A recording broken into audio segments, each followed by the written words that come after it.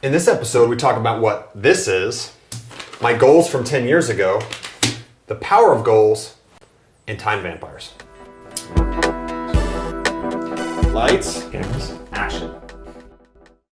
So I wanted to welcome you guys all to the first episode of I Love Real Estate Stories from the Trenches edition. Now, from the Trenches is, Jason and I envisioned this. We've been doing produced real estate stories for the last year, and a lot of you guys have seen those stories. Really cool videos. Super fun. Yeah. Flips before and after HGTV style, wholesales, interviews with really cool people, and it's been awesome. But what's been missing is this, right? We really want the interaction. We want to be able to have more of an unscripted ad lib, let you know about specific topics, and let us talk about them and what's going on in our world about those things. So what we're committed to do is, I think we're going to do this every week if we can, and we're going to still do a produced video every month.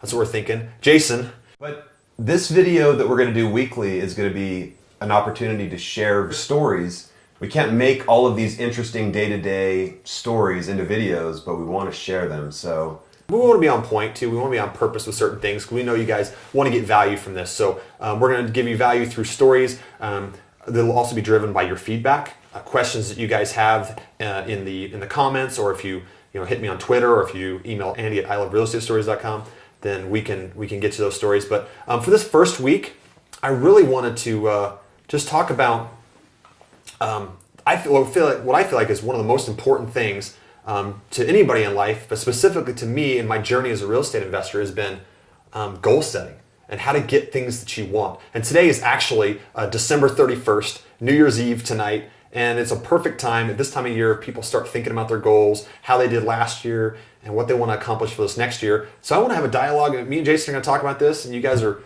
obviously welcome along. You're here in our office talking to us about it. With that said, let's dive into it. Any questions, Jason? yeah, I want to know just right off what kind of one of the goals that you've achieved in your life that you're most proud of, or something maybe in the last few years that you've achieved that you almost thought was impossible, because there's those goals that are really reaching for it, and you almost underestimate the power of goal setting. So and I know you've probably had experiences like that. So right off, I'd love to hear something about that. Man. Okay, so you want a specific one. I'll try to get you a specific one in a second. Yeah. But what the most powerful thing for me, from a 10,000 foot view of goal setting, has been, I've been a goal setter for 10 years, and I'll show you evidence of that later, or more. But in the last 3 to 4 years, I've been really dialing in and setting specific goals. And what's been amazing to me is, as I go in there and actually set the goals, write them down on purpose with deadlines in the first person, it's amazing to me that I'll set those goals around this time of the year, December 31st, right, the end of December, and I'll think, wow, that would be cool, right? And it's amazing to look back at the end of the year and go, oh my gosh, it's almost magical, right? This is why we're talking about this. This is the most important thing in my estimation of how someone can be successful, because it's almost magical that you really do get those things. I mean, I've written down income goals that I look back and I was just like, when I wrote the goal, I was like, that's crazy. Not even close. How am I going to do that? But at the end of the year, I look back and it's like, it's nuts. I'll even beat it sometimes. And it amazes me too. So that's been the number one takeaway for me, is no matter what the goal is, setting that goal and sticking with it and backing into it and actually taking action on that every day, week, and month, you hit it. And it's amazing to look back on that and say, I can't believe it. In fact, I'm going to show you guys a little later some goals that I found from actually 10 years ago. And it's amazing to look back on that and see where I was and to see where I am now. And it's just this progression. So it's been really cool. So does that answer your question? Yeah. Kind of? Yeah. That's the most magical thing. And if you guys don't set goals, do it. I want to encourage you to set goals, because you'll literally look back on those goals that you wrote down and be like, oh my gosh, I can't believe I got that. And I've had some pretty cool goals this year that I've been able to accomplish. One of them was I Love Real Estate Stories too. Just getting this off the ground and working with my brother, Jason. It's been an amazing experience to do that. And I think you guys that have come along for the ride, that have watched these cool videos and watched how we've progressed from beginning to now where the videos are and what we're doing right here. It's been a really cool journey. And that was one of the things that I've been kind of proud of this year. Our best of 2014, we made some really cool videos. We're pretty proud of them. So that's been fun. So anyway. We put together a DVD that I'm pretty stoked about. Yeah. Oh, nobody knows that yet. We put together a DVD Yeah. the best of 2014 I Love Real Estate Stories, the interviews, audio from the interviews, and the cool videos we did. I mean, I just think it's... But I mentioned that because, like, as a way to cap off this year, this amazing years-long journey of the videos that we've been making, it's been... That's a really cool way to kind of cap it off, especially with the videos. You know, encapsulate it all, best of. You know, we didn't put everything on there because we did a ton of stuff and we recorded a ton of stuff. You should see the hard drives I've filled up. I call Jason a digital hoarder. Oh, yeah. Because he records a ton of stuff that we do. I don't want to miss anything because there's so many interesting moments that, you know, that could easily not get recorded. Yeah. And just so you guys know, too, I call them, we've got a lot of these stories that are captured. It's just that the editing process takes a long time. So we're going to do one of those produced videos a month so we can continue doing that. And then we want to do this just to have more correspondence. But again, without further ado, let's jump right into it and talk about some of the key elements and how you can actually get those goals accomplished in your life. So I want to just tell you a little bit about, in kind of random order, how I do what it is I do and what I feel like the most important things are with that. And the number one thing I found when you're trying to be productive in your day, you need to do a number of things. You need to block time for stuff. And the things you're blocking time for are what I call your big rocks. Those things are the most important things to you. You need to block out a specific time, make an appointment with yourself almost to do that thing. So if there's that one thing that you know that you've been trying to get accomplished, but you never seem to find the time for it. So imagine if you've got like a big, glass container, right? And this represents all of your time. And what you're trying to do is you've got to do all these things in your day, right? We all have so many things we're supposed to be doing. Those big rocks, you know, those are the things you have to put in first. You put those in the container first. Because if you put the big rocks in first, and then you put the smaller rocks around it, and then you put the sand in around that, and then you pour the water in, those are all representing the things you have to do in your life. It'll all fill up, and meaning it'll fit. But imagine if you dump all that stuff out again, and if you put the water in and the sand in, and the pebbles in, and then you try to put the big rocks, it won't all fit. So people think, well, how could I possibly do that in my life? Well, by putting the big rocks in first, meaning your priorities in first, blocking time for that, it all does fit. You got to put those in first, and the other stuff does fill in around that. So I've seen that so much in my life. And we're going to talk about, besides putting the big rocks in first, which is extremely important, I want to talk about how you, once you've blocked the time for that, which is a key step, how you actually go and get something done for that. So this right here, this was important to us to get this out, right? I literally blocked the time in my schedule to do this, to shoot this show or with Jason, if you will. But how do you do that when you're busy, you got other stuff going on? Well, let me show you exactly how you do it. 3 big distractions that you're trying to get away from, right? Number one, sorry to say it, it's the people distractions, right? Anybody that's ever worked in an office setting, they're sitting there in the office, you're working away, you're all productive, right? And then you get this, and you're like, stop your train of thought, stop everything you're doing. Yeah? And there it is, right there at the door. You got your time vampire. He's sitting there with his mug. Hey, you got a second? And you know, most people think they're being polite by just saying, yeah, what's going on? How can I help you, right? Well, you were just doing something extremely important to you, right? Your big rock, and you stopped right there to give this guy the time to say whatever it was he's going to say, whatever was most important to him at that point in time, right? Vampire sounds like he's a horrible person, right? But you know, they say, hey, just wanted to ask you if you filled out those TPS reports or whatever, right? And you say, yeah, I did that, this and that. So then he leaves and you go back to what you were doing. Well, time management experts have proven that it takes you, a lot more time, probably 3 times the amount of time to get back to work, to do something, to get you back in the train of thought, to get back in line to do that, right? So the number one thing is you got to eliminate that people distraction, right? Get to a place where you're not going to be distracted by people. The number 2 thing. Phone distractions. Even something as small as a text. Phones, texts, or emails. So notice again here, we're sitting in the office. I have my email right here. I have my computer right here. It's down. I can't see my emails. And with that too, when it was up, if I could show you guys, I had a friend of mine come in the office the other day, and we were having a meeting, right? It was we were literally having an important meeting. We blocked out all distractions. We're in my office here, and his computer's up because we're working on our computer. And I keep hearing this bing, bing, and I was like, "What is that?" Getting mail. What was it? He was getting mail, right? And and every time that happened, it was just like this tick response. He would like look at his computer. He'd look at his computer. We're sitting here in an important meeting. Yeah, totally. Pavlov's dogs. It's like that response that we just like look at our computer. So we're trying to eliminate distractions. ping, right? You can turn off those notifications. So I actually put my computer down, but if it were open right now, you'd see that my email notifications and stuff, like, they don't ping at me. In fact, the little badge on my Mac that says how many emails you got, I don't even think that reads something, because that doesn't give me any opportunity to look at that. Turned it all off? I turn it all off. I have Cool. a time and a place where I deal with my emails. So that's a huge one, emails and computer distraction. But what was the other one? You said text, right? Text. Okay, well, we're talking about right here. So we're here doing this show. It's extremely important. So my phone is on, but it's in airplane mode. There's no send receive function, right? I'm not getting any stimulus from that, which is good. I still like to have my phone on because I use my calculator. I'll look at my calendar, stuff like that. But there's not going to be any distractions that are going to come from this. And that's a huge thing, to not be able to not have those distractions, not have those text messages come in. So insulating yourself from that. And the third thing that's really huge for people that's a huge distraction is the thoughts. People's thoughts. You have all these things swirling around in your mind. You've got so many different hats that you wear. I am a husband. I'm a father. I'm a teacher to certain people. I'm doing stuff with my wholesale company. I'm doing stuff with project managers. I love real estate. We're doing stuff. Yeah, we're doing stuff. We've got all of these things going on. So at any given time, I've got all these things in my mind. Well, the way that I deal with that and eliminate those distractions is I get it out of my mind. I write them down. So if you give that thing a place, you can take your sheet of paper, right, and write down everything you're supposed to do. You need to pick up milk. You need to get that birthday gift for this person, or you need to remind yourself to do this and that. Write that stuff down so it has a place, and put it over to the side so that you can go back and you can focus. Now, this is the hardest distraction to get rid of. I'll be honest with you guys. The mind distraction, because my mind is always going a million miles an hour. I'm what's known as like a visionary. I have 10 good ideas, or I have 10 ideas anyway.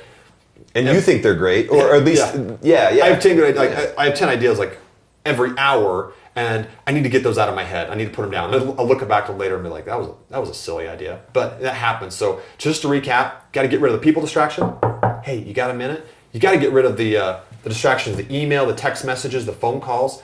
Block that out. And when you don't have them there, don't even tempt yourself, right? Don't think that you're better, like, oh, don't worry, I'm not going to look at my... No, you will respond to your phone, like Pavlov's dogs, Jason said. Yeah. And the third thing is write things down, get them out of your head. You gave me a really good suggestion with the kind of write things down. Because I think there was a point earlier in the year where, I would call you or maybe we were even just talking in my office in front of the computer about some different things we could do, and you were just kind of like, let's focus on this video. And the suggestion that you offered was to keep a notebook by what you're doing. In my case, it would be by the computer that I'm always editing at and sitting at. But you could even keep a little notebook in your pocket or something like that. So you always have it with you. Just pull that thing out, write it down, let it go. Let it go. And what I do, instead of writing stuff down, I'll actually email myself. I use Siri. I'll just say, email Andy McFarland. What do you want to email? And I'll say, this, beautiful. Reminder. And then it's in my email box. And the reason, that's another good thing, I'm glad you brought up that point. I try to answer my emails twice a day. I try to look at them at 10 a.m. and 4 p.m. because I found that emails are also something, when you look at that email, it throws you into this reactionary state. Putting your big rocks in first is being proactive and focused on what you want to be focused on. A lot of times, phone, email, text, they throw you into this reactionary state. So insulate yourself from that. Only look at those things on purpose at whatever time that you want to look at those things. And if you do that, what you'll find is you'll get a lot more traction in your life. In fact, this is an interesting concept because I've seen it both ways. I mean, I'm telling you guys this stuff from experience. This is how I've tried to live my life for the last few years. And I struggle with it like anyone else does. But I swear to you, there are certain days where I'm always busy, right? We're always busy with something. But there are certain days where I feel like I'm run over. At the end of the day, I'm just like, my head is spinning and my wife's just like, she can tell I'm distracted. And she can just tell I'm not there. And she's like, what happened? And I'm just like, I just feel so like run over by my day. Like what? I remember one of those experiences that you had when we talked about it. And the cool thing was we actually got it recorded. Really? When we went to the Roy house early on in the project. Do you remember when we were kind of checking on stuff and I was with you and you were just kind of seeing how the early progress of the project was going, and there were all kinds of things that were really frustrating, and you told me that you kind of went back into project manager mode, and it was like one thing after the other. And we found out about the sewer line, that it was all kinds of crap, and we were there for like 3 or 4 hours. Yeah. But it was like mid to end afternoon, and you just basically said, like, I didn't get anything done, and I was like here, there, everywhere, worried, and you were done. You were just beat. Yeah, let me bring this all together for you guys, like you said, that story. There's 2 types of days that you'll have, and I still experience both these types of days, much less so now because I'm on purpose, eliminate distractions and stuff. But number 1, the day where you get run over. You're all busy, and you've done stuff all day long, and you were busy, but you got run over by that day. You don't know quite what you accomplished. Let me tell you about the second type of day, that when you have those days, you will feel like a hero. Those are the days that you get traction in your life. Man, those are the days where you implement this stuff that we're talking about right here. You put those big rocks in first, and I'm going to show you in just a second how I do this in my day. But you wake up on purpose, do the things that you wanted to do. You started working on your big rocks and doing those big rocks, right? You're putting that on purpose in your time with no distractions down. And then you pull up your email and you start answering emails and reacting to those emails with the time that you said you're going to react to those emails. Let me tell you, at the end of that day, you did those big important things you need to get done for that day. You put those rocks in and you accomplished those things. At the end of that day, I swear to you, it's like the rocks and the pebbles and the sand and the water. It all flows in there, but you got your big rocks in. And that's the day that you got traction. The day that you got run over by your day, the water's there and the sand's there and the pebble's there, but those big rocks, you're like, I have no idea how I could have ever put those rocks in. You absolutely can put them in, but you need to be on purpose with your day. So personally, here's what I do. I set my goals for the year. A lot of people do that, right? But then once a week I sit down and I look at what my important things I want to do for that week are. And I do this on Sunday. On Sunday, I'll write in my journal about the previous week, kind of mind dump that previous week and the takeaways and the ahas and the stuff I learned. Mind dump that week, and then I go into my current week. What do I want to get accomplished for that week? And then I set my schedule for the next day. And here's how I do it, guys. Exactly how I do it. I mean, do whatever works for you. People have all these, what app do you use? And there's so many different apps and things. And I do use some technology, which we can talk about in a second. But I literally do this. I have scrap sheets of paper in my office, and I fold them in half. And after folding them in half, you get this half sheet of paper, and I write A column, B column, and C column. I write the day on top, so this is Wednesday. I've got A, B, and C column, and this is towards the end of the day, so you can see a lot of stuff scratched off. But I'll fold it like this, so that I only look at the A column, because again, you're trying to eliminate those distractions. If you've got a paper with an A, B, C column, meaning A the most important, B the second, and the C the stuff that's not really that important, the C stuff's generally the easy stuff to do. So you're going to gravitate towards that just so you can knock it off the list, right? If you fold it like this, you're going to be forced to focus on the things that you needed to do that day, right?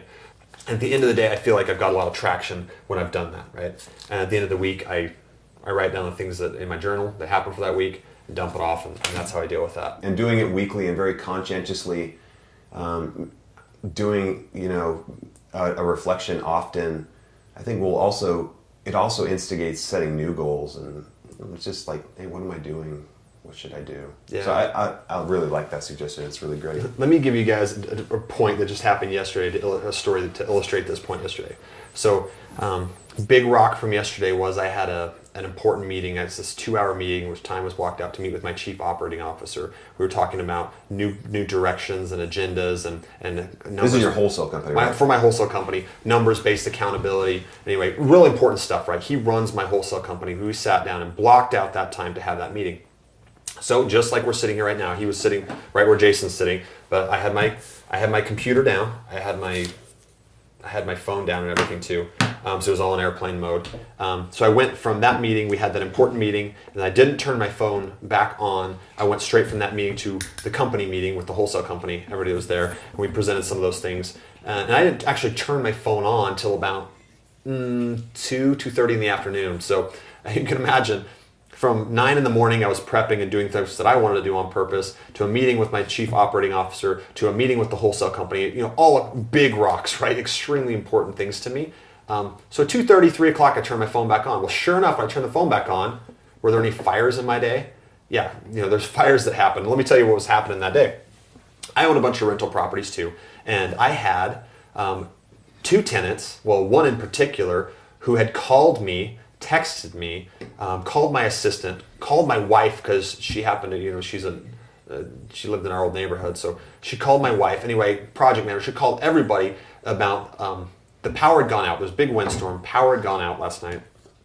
and the pipes froze, and one of the pipes burst, and it was leaking water. So she had this huge emergency in her life, right? And it was just this knee-jerk reaction, and she was just calling everybody she could. Well, I found out when I went off of airplane mode that I had these problems that happened. That tenant had these problems, and I actually had another tenant. I have 2 houses in the same town, and they had the same issue. Pipes had frozen. So what happened was, I mean, that's a pretty big emergency in their world, right? But I was on purpose, and I was putting my big rocks in. The most important thing to me in my world, my wholesale company, was those things. So had my phone been on, I might have been tempted to jump out. My mind would have been gone in a different direction. I would have had to, do some things and try to put those fires out, right? But sometimes, and especially what happened to me yesterday, is it was okay at 2:30 or 3 o'clock when I handled those things. And when I made sure that my project manager was handling those things, right? It's okay to let bad things happen. That was a bad thing and it was going on that day, but it's okay to let bad things happen. Because if you won't allow yourself to let bad things happen, you'll never get traction on your day. When I talk about eliminating those distractions, like, you have to do it, but recognize that there will be things that will be urgent to somebody else that you're going to miss, or a phone call or a text. But that's okay, because successful people put their big rocks in first. They put their priorities in first, because there's always going to be enough people that jump into your life with a fire, a flaming monkey, that say, hey, this is an important thing. And it's important, but not necessarily to you at that time in that priority. That emergency for both of those rental properties was a pebble. My big rocks were already put in there, and then at 3 o'clock when I turned my phone back on, I dealt with that pebble, and it was taken care of. Let the bad things happen, and magically, me dealing with it on my time frame, it still happened, and everybody's happy, and everything is well. You just need to be on purpose with your day, and you can just make sure that you're putting your priorities in first, your big rocks. I'm going to show you guys something I'm proud of. My list for the day, there's one thing that I didn't do yet. I'm going to do that later tonight. You guys want to see what it is? I'm going to put my goals. I already have them, but I'm going to put them in a new checkbook that I've got to get. I had my meeting at 1 o'clock that was extremely important, and then I was going to record the show. It's the last thing, so I actually did this middle one, and I've done this last one. So the only thing is I've got to put these goals in my journal, and I'm going to do that tonight. And then the B list, I did everything on my B list, but I'm going to show you guys my C list. C list is not done. But you know what? That C list stuff, I've already determined that it's a C list item, and it doesn't matter if it gets done. Oh, sorry, fill in the blank. It doesn't matter if it gets done today. What's the weirdest little C list item? Or the kind of funniest? Honestly, the weirdest one, updating my net worth spreadsheet. So that's another thing I do. I track my net worth in a spreadsheet. I try to update it quarterly. Being the end of the year, I kind of want to get through there and update the net worth. Is that crucial that happens? No. I might do that tonight. I might do it over this weekend, but it's not crucial. It's not a big rock. I mean, it's just tracking stuff, but it's really easy to get distracted by that. It's really fun to do, right? It's really fun to say, hey, how much principal did I pay down on this stuff? How much equity did I add by buying these properties this year? It's kind of a fun thing to do, but it's not crucial in my day. It wasn't my big rock. So it's obviously sand or water, because that could flow in anywhere. It's obviously sand or water. And it's great, but it's just, yeah. So I was disciplined today, and I didn't do that. But I still might get to it. I mean, the day is not over yet. But this was one of my big rocks, or a piece of one of my big rocks to get this out there, to start this communication. So that's it. So hope that was helpful to you guys to see the power of goals that's been in my life. And I want this stuff to be meaningful to you guys. So it's been the most meaningful thing for me to be able to set and achieve goals. And I told you a little bit today about how I do some of those things. If you guys are curious. Yeah, did you share? I never shared this. Yeah. Okay, so it's 2015 tomorrow, and this was my goals, my financial goals for 2005. So obviously I set these goals. Hold them up. I got to read them too. Yeah. I'll hold them in a second. Okay. So I set these goals probably around this time in 2004, so literally 10 years ago. And the story with this was, we moved this year, and my wife has all of our boxes, and she likes to de-junk all the time. And she's going through stuff, and she found this old goal sheet that I had that says financial goals for 2005. And it was a trip down memory lane to go back and look at these. I had goals like, in fact, I said total goal was to make $100,000. But this goal sheet's got a bunch of things checked off. So I guess at the end of the year I went through and checked them off, and I checked all these things off. So I'm pretty sure I made $100,000 in 2005, or more than that. And I had things like buy a property to hold, like another rental property, buy a personal residence. 10 years ago, I wasn't married, and I actually owned a bunch of rental properties, but I lived at home with my parents. That's a story for another day. But I wanted to buy a personal residence, and I did that in 2005, and I got married in 2005 too. So, Hey, here's a question. yeah. Looking at that, what would you tell yourself then from something that you know now about how you could have improved those maybe? That's a great question. I would have said stretch a little more. You can do more than you think you can do.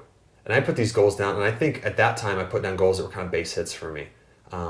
For me at that time, making $100,000, it wasn't that much of a stretch. So I would go back and say, you can do more than you think you can do. Stretch a little bit. Set it a little bit more. Because that's where the growth is at. Is setting something you're like, man, that's ambitious. I told you guys that earlier. You're like, ugh. Makes you cringe a little bit. You're thinking like, can I really do that? It seems almost a little bit audacious to think you can do that goal. Write that goal down. Put it as your big rock and start attacking it every day and week and month. It'll be amazing at the end of 12 months what you can do, especially when you do what we talked about today by eliminating distractions, blocking time to do certain things. It's amazing what you can do. So I want to encourage you guys too to go out there and set big goals and go after them. Take control of your day. Don't get run over by your day. Get traction on your day. Put your stuff in first. And I promise you, all this stuff you're like, well, Andy, I can't do that because I've got this or that and the other in my life. All of the sand and water and pebbles will fit into your life. I promise you when you put your rocks in first. And it's amazing too, when you prioritize your time and you're a person that's on purpose. What is that? Oh, maybe the power went out. When you're a person that prioritizes your time, people will kind of mold around that and they'll respect you more for prioritizing your time. So, What is that? Does that mean generator kicked on?